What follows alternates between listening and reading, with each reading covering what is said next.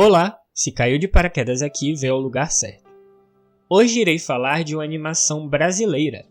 Estou falando de Tito e os Pássaros. Um filme cheio de criatividade, excêntrico e com muita qualidade visual. Mas qual sua história? O filme retrata um cenário apocalíptico, onde ter medo se torna uma doença que te transforma em pedra. E essa epidemia está em todo o mundo. Em meio a tudo isso, Tito e seus amigos, Tito sendo o filho de um cientista, desenvolvem uma máquina criada antes por seu pai com o objetivo de trazer a cura para essa doença. Depois de escutar essa história, contada por mim, você se pergunta de onde vem o título Tito e os Pássaros. Pois bem, essa não é a sinopse oficial. Então por isso tratei de esconder algo. Eu irei descrever agora a importância dos pássaros neste filme. O filme se inicia com a seguinte mensagem: os pássaros salvaram a humanidade de muitas catástrofes. Os homens pararam de prestar atenção no que os pássaros dizem e acabaram esquecendo a língua deles. Essa é uma fala vinda do protagonista do filme, que é narrado. E é correto afirmar que tem bastante sentido. Os pássaros tiveram um papel muito importante em diversas ocasiões, em especial os pombos, que tiveram o seu papel como mensageiros, sendo cruciais nessa tarefa. Desde o dilúvio até o período da Primeira e Segunda Guerra Mundial, eles serviram de correio para salvar várias vidas. Vou deixar para falar mais sobre essa história dos pombos na Primeira e Segunda Guerra Mundial em outro vídeo, na análise do filme Cher Ami. Mas voltando, o papel dos pássaros parece simples, mas requer de ambas as partes a comunicação. E esse é um dos planos de fundo do filme para estabelecer sua narrativa. E isso não está jogado na trama, sem um trabalho de pesquisa. O próprio diretor da animação deixou sua declaração descrita no press kit do filme e ele diz o seguinte: os pombos são muito importantes no filme. Eles são importantes para acabar com o surto e são uma presença permanente na jornada de Tito, de longe e de perto, protegendo e acompanhando os personagens principais. Ter pombos como personagens de destaque não foi uma escolha casual. Os pombos têm vivido junto aos seres humanos desde que as cidades começaram a existir. Eles são alguns dos animais mais adaptados à vida urbana, com a possível exceção dos humanos e dos insetos. Eles transmitem doenças perigosas, como a toxoplasmose, e seus excrementos arruinam monumentos e fachadas. Por outro lado, eles ocupam um espaço privilegiado no imaginário de nossa cultura, do Espírito Santo e da pomba branca mensageira da paz. E alguns deles já até receberam medalhas de honra, como o Cher Ami, um pombo francês que salvou dezenas de soldados quando atravessou as linhas inimigas com uma mensagem, mesmo depois de ter levado um tiro na pata. E Jay Joy, um pombo-correio britânico que salvou todo um pelotão. Os pombos parecem evocar muitos símbolos que têm um relacionamento direto com os temas centrais do filme. Fecha aspas.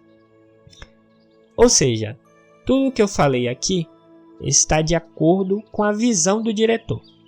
Se quer saber mais sobre as declarações dele e de outras pessoas que trabalham dentro do filme, também sobre a história e personagem, esse press kit se encontra no site oficial Tito and the Birds. Aconselho a dar uma olhada, a ler um pouco, é muito interessante lá falar um pouco sobre a produção também da animação. Mas dando continuidade aqui falando sobre o filme, agora que já sabemos a importância dos pássaros na história, precisamos saber como a importância deles é mostrada em tela, e no roteiro. Como já sabemos, a animação se passa num período de epidemia, e Tito rapidamente descobre que a cura está, de algum modo, relacionada à pesquisa do seu pai desaparecido, sobre a música dos pássaros. Essa máquina pode entender o canto dos pássaros. Então o filme tem a seguinte estrutura: a epidemia, o medo alimentado pelas pessoas e a cura, além de também o som dos pássaros. Estamos falando de um filme que traz muitas coisas que vemos dentro da nossa realidade.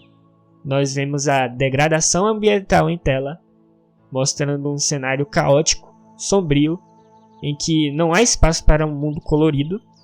Além disso, vemos o motivo que tem causado tanto medo nas pessoas, que é a enxurrada de notícias negativas, que é a propaganda por um jornalismo de muito sensacionalismo, de péssimo gosto, que não está preocupado em noticiar fatos, mas sim em ganhar audiência e, por meio dessa audiência, conseguir lucros.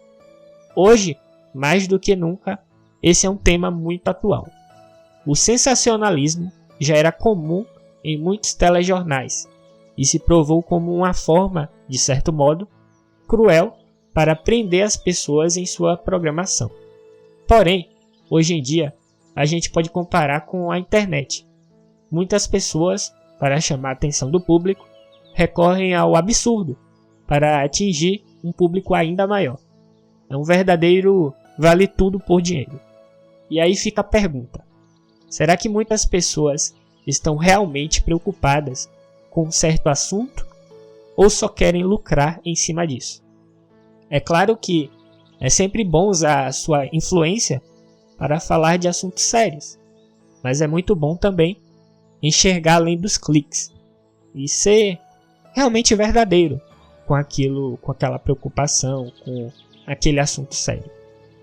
Enfim, esse ponto do filme é abordado em uma linguagem bem mais simples, até porque é uma animação também para criança, e ela serve de entendimento para todos, e ainda assim é feito para refletir.